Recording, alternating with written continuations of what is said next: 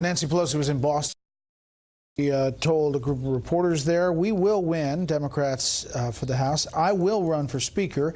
I feel confident about it. My members do too. It's important that it not be 5 white guys at the table. No offense. I have no intention of walking away from that table." Well, if you take a look at the latest Fox News poll, the opinion of Nancy Pelosi, and then you see it's upside down, some places more upside down than others, and some Democrats not so sure about this plan. Nancy Pelosi was a great speaker. She is a great leader, but her time has come and gone. The status quo isn't working, and it's not just the Republicans. It's the status quo on both sides of the aisle. I'd like to see someone besides Nancy Pelosi run, and that's who I would support. So, what about that? We're back with our panel. AB, some Republicans, obviously, you saw that ad, they're going to use that to run in their races. Look, they need to galvanize their voters. They need to juice turnout, and that definitely will work in some places. Democrats in the House now will not likely try to throw her over before the midterms, but Democrats trying to make it to the House of Representatives are running successfully by distancing themselves from Nancy Pelosi. At this point, there are going to likely be enough of them that she can't win the speakership because there will be enough if you combine the people like Seth Moulton, Kathleen Rice, Tim Ryan, and others who are on the record in opposition from within the ranks with the newly elected Democrats who come in the fall. If they're in the majority, I don't think she's going to make it to Speaker. I just think that there's going to be too much sort of this desire to overthrow her, plus the newcomers who ran distancing themselves from her. And so they're not going to tell her now, but they'll kindly thank her for all her fundraising. And that, I think, is going to be the end of it. Yeah, Matt, if you look at the House balance of power, Democrats need to flip 23 seats. Right now, the generic ballot has them up 45 to roughly 39. But traditionally, the party in power in the White House loses a lot of seats.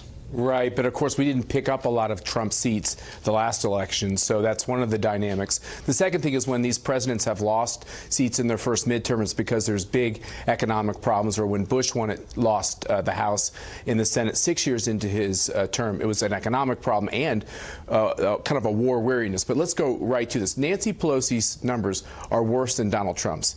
Donald Trump's numbers have been steadily increasing in all the polls. If he's in the mid-40s or higher, and the most important thing, right track, wrong track. If that continues to inch up to 40 or higher, and the economy keeps growing, the Republicans are going to be in a much better position than they are today. John? Yeah, look, I still think it's the Democrats' opportunity to lose here. I think just the fundamentals, the enthusiasm on the House side, not on the Senate side. But I don't understand how under any scenario, except for the fundraising part, is Nancy Pelosi not ballast? I mean,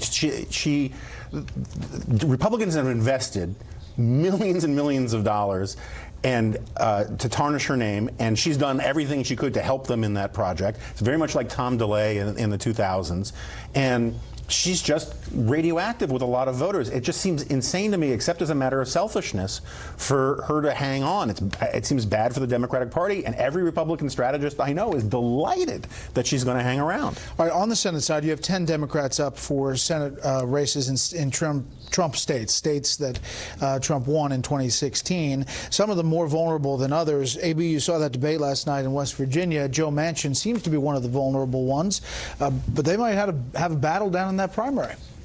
Right. I mean, the primary will be interesting. There's going to be, an effort to be the one who was with Trump soonest, as they were talking about. And, in the end, I think that Manchin will have a good contender running against him. I don't think that the weakest candidate will win. I think the AG or the congressman will win, and there's going to be a big fight ahead for Joe Manchin. That said, he won statewide. He was the governor. He's making a case at home that is falling on some deaf ears because that he's tried to work with Trump. He's voted for a few nominations like Pompeo, like Gorsuch for the Supreme Court. I'm not saying he's going to win, but among all those Democrats in those states, he's one of the best positioned. But Matt, in states where, like West Virginia, where the president's at 87% approval rating, if he dips his toe in that race, it suddenly becomes a different ballgame. Look, I'll be quick. I think the Republicans are going to pick up 2 seats in the Senate. I think that's the most important political question with these, I hate to be unkind, as Nancy Pelosi said, little older Supreme Court justices. We could have some more openings occurring even this year, and picking up 2 Republican seats is a big deal.